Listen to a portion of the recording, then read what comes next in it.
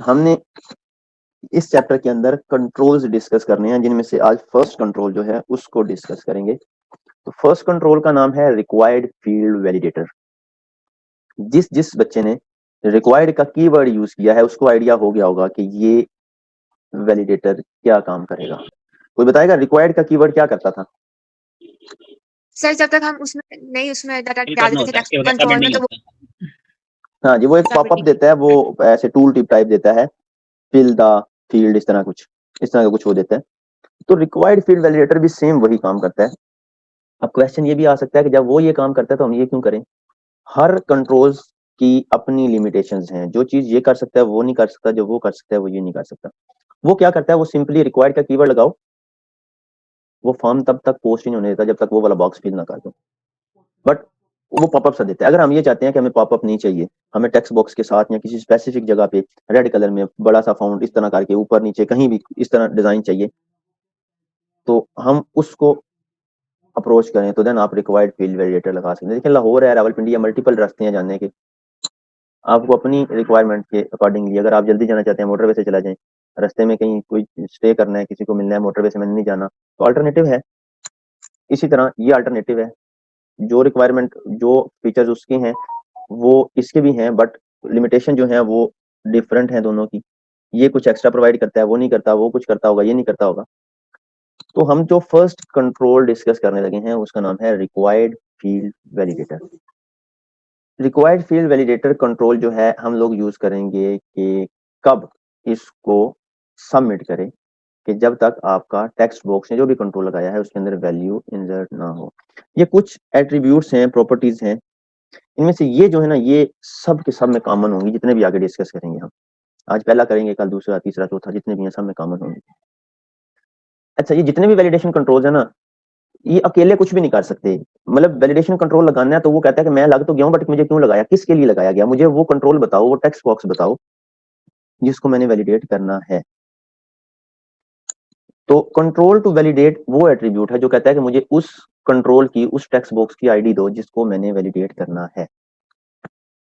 मेरे पास 2 text boxes लगी हैं, फर्स्ट नेम लास्ट नेम। मैं कहता हूँ फर्स्ट नेम मैंडेटरी है, लास्ट नेम नहीं है।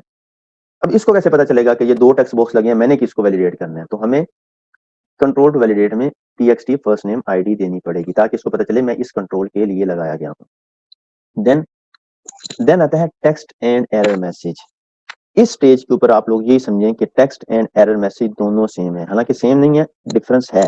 वो आज नहीं पता चलेगा आपको, वो तब पता चलेगा जिस दिन मैं इस चैप्टर का लास्ट कंट्रोल आपको करवाऊंगा। तब आपको ऑटोमेटिकली ये इसका डिफरेंस जो है ना वो पता चल जाएगा कि दोनों में क्या डिफरेंस है, कब टेक्स्ट लगाना है, कब एरर मैसेज लगाना है। अभी आप ये समझें कि text and error message same है।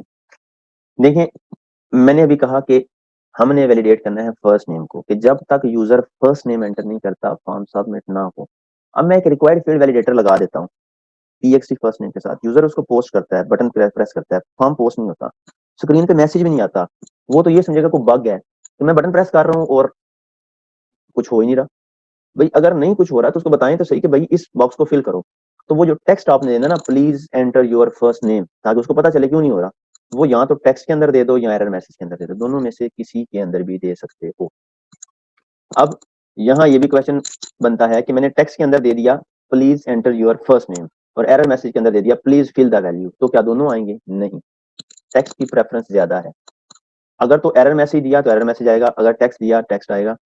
अगर दोनों दे दिया तो जो टेक्स्ट के अंदर टेक्स्ट दिया हुआ है ना वो वाला आएगा, please enter your first name. Then set focus on error एक एट्रीब्यूट है जो ट्रू एंड फॉल्स सेट करता है कि जो भी टॉप के ऊपर फर्स्ट एरर वाला बॉक्स है ना जो कह रहा है प्लीज एंटर, उसके ऊपर ऑटोमेटिकली कर्सर फोकस करने लग पड़े। अभी इतना ही, इसको बाद में डिस्कस करते हैं, पहले इनको प्रैक्टिकली इंप्लीमेंट करते हैं। देन तो चलते हैं विजुअल स्टूडियो में, एक न्यू फॉर्म बनाते हैं, वैलिडेशन कंट्रोल। ठीक हो गया। जहां मैं एक लेबल लगा लेता हूँ, फर्स्ट नेम, यहाँ ASP text box run at server and ID is equal to txt first name and ASP button run at is equal to. मैं ये इसलिए भी आपको बता रहा कि ये चीजें पहले लगाई हुई हैं हमने। id is equal to btn save and text is equal to save, चलिए ऑन क्लिक भी बना लेते हैं। ये काम वो है जो आप लोगों ने पहले भी कई दफा किया है इसको लास्ट, ठीक हो गया। अब अगर मैं इसको रन करूं तो ये कुछ इस तरह से नजर आएगा। ये सुन, अब मैं सेव के ऊपर क्लिक करता हूं तो पोस्ट बैक हो रहा है। मैं ये चाहता हूं कि जब तक यूजर अपना फर्स्ट नेम एंटर ना करे ये पोस्ट बैक ना होने दे। तो हम क्या करते हैं, जहां भी मैं ये कंट्रोल लगाऊंगा मैसेज वहीं पे आएगा। मैं यहाँ कंट्रोल लगाता हूँ ASP, जिस नाम से स्लाइड में है उसी नाम से कंट्रोल का नेम है। रिक्वायर्ड लिखा तो रिक्वायर्ड फील्ड वैलिडेटर आ गया। Run at server and ID is equal to required field validator 1, this one, ये लग गया। हाँ जी, अब कौन बताएगा कि कौन सा एट्रीब्यूट मुझे यूज करना चाहिए? अभी डिस्कस भी किया है। अब इसको कोई एट्रीब्यूट ऐड करना है या ठीक है ये इनफ है इसके लिए? हाँ जी, कौन सा? टेक्स्ट का कंट्रोल टू वैलिडेट वाला भी करना है। एग्जैक्टली, कंट्रोल टू वैलिडेट भी करना है एंड टेक्स्ट भी करना है। तो कंट्रोल टू वैलिडेट में क्या लिखेंगे हम लोग?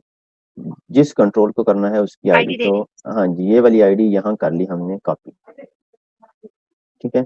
एंड टेक्स्ट या एरर मैसेज दोनों मर्जी, जो मर्जी यूज कर ले। टेक्स्ट में दे दिया please enter your first name, ठीक हो गया। हम कहते हैं इसका कलर भी रेड कर देते हैं, तो फॉर कलर रेड। कलर किसका रेड? इस टेक्स्ट का। अब चलते हैं ब्राउजर के ऊपर, इसको किया रिफ्रेश। अब देखें सेव के ऊपर क्लिक किया तो आया एक एरर। ये बेसिकली आपका एक कंफ्लिक्ट बनता है जिसको पेज लेवल के ऊपर भी रिजॉल्व किया जा सकता है और एप्लीकेशन लेवल के ऊपर भी। ये जो भी लिखा हुआ है ना अनऑब्स्ट्रक्टिव वैलिडेशन मोड, इसको कर लें कॉपी। पेज लेवल के ऊपर यह है कि जितने भी पेज के ऊपर वैलिडेशन कंट्रोल लगाएंगे हर एक के ऊपर जाके करना पड़ेगा। वेब कॉन्फ़िग में अगर ये कर देंगे तो एक ही दफा लिखें पूरी वेबसाइट के अंदर हो जाएगा। मैं पेज लेवल पे करता हूँ, आप इसको देखना कि वेब कॉन्फ़िग में कैसे। एक टैग लगा के उसमें जस्ट नन लिखना है आपने। पेज लोड के अंदर दिस डॉट, वो जो कॉपी किया वो लिख लें या UNO भी खुद से लिखें तो आ जाएगा। इज इक्वल टू स्पेस, ये नेम दोबारा आ जाएगा, डॉट नन, दिस वन। बस ये करना है आपने। अब चलते हैं ब्राउजर के ऊपर, पेज लोड में किया मैंने इसको। अब इसको करते हैं रिफ्रेश। सर ये आया क्यों था? ये काइंडली ये आपका ना कंफ्लिक्ट बनता है पेज के साथ वैलिडेशन कंट्रोल का। तो हम इसका ये जो मूड है ना अनऑब्स्ट्रक्टिव, ये वाला ऑफ कर देते हैं कि ये वाली वैलिडेशन जो ब्राउजर लेवल के ऊपर हो रही होती है ये नहीं करनी, वो बंद करनी है। आगे जाके एक दो और कंफ्लिक्ट भी आएंगे इवेंट वैलिडेशन वाला, वो भी बताऊंगा कि वो भी आप करने हैं। तो हम कहते हैं कि उसको ना करो, नन कर दो, ताकि हमारा कंफ्लिक्ट ना बने। तो अब देखिए मुझे इस एरर को रिमूव करने के लिए ना पहले यहाँ फोकस करना पड़ेगा। तो मैं चाहता हूँ कि जैसे ही एरर आए ना तो ये फोकस भी कर दिया करे। तो मुझे क्या करना पड़ेगा, यहाँ मैं ये लिख देता हूँ set focus on error is equal to true. अब देखिए मैंने इसको किया रिफ्रेश।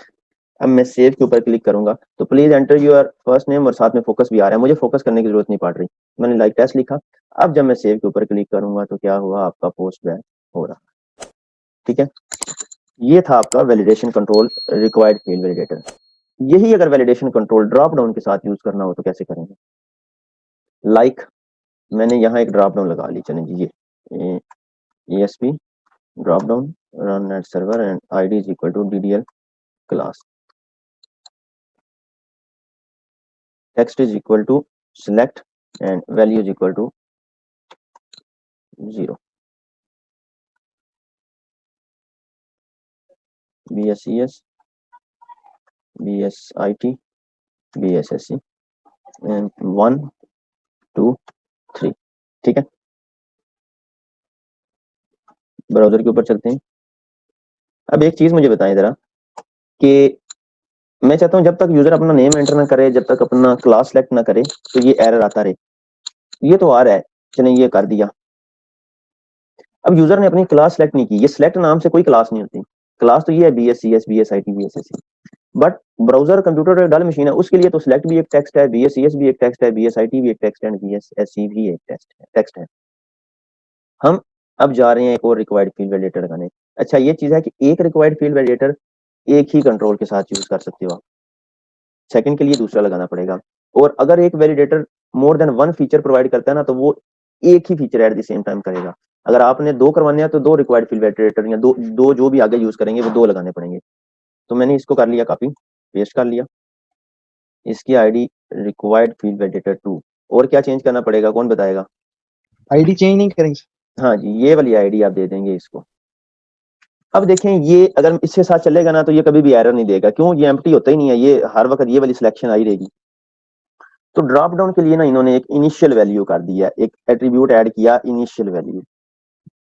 इनिशियल वैल्यू वो कहता है कि मुझे कोई वैल्यू दे दो, अगर जिसके साथ ही मुझे लगाया गया है, वो टेक्स्ट बॉक्स है या ड्रॉप डाउन है, अगर मेरे अंदर जो वैल्यू एंटर होगी अगर उस वैल्यू से मैच करेगी तो मैं कहूंगा भाई ये एम्प्टी है ये। तो अगर मैं यहाँ इनिशियल वैल्यू दे दूं 0, जो कि ये वाली वैल्यू है, और चलते हैं ब्राउजर के ऊपर, तो अब जब भी 0 वैल्यू इसके अंदर आएगी ना, वो कहेगा कि प्लीज, ये देखें, प्लीज सिलेक्ट योर क्लास। ये देखें टेस्ट, जैसे ही ये 0 से चेंज होगा तो ये क्या करेगा, जैसे ही ये सिलेक्ट पे आएगा ये फिर कहेगा प्लीज सिलेक्ट योर क्लास। तो ये था इनिशियल वैल्यू का, कि ड्रॉप डाउन के साथ कैसे यूज कर सकते हो और आप उसको टेक्स्ट बॉक्स के साथ कैसे यूज कर सकते हो। तो ये आपका 4 चैप्टर का फर्स्ट कंट्रोल था जो कि कंप्लीट हो जाता है।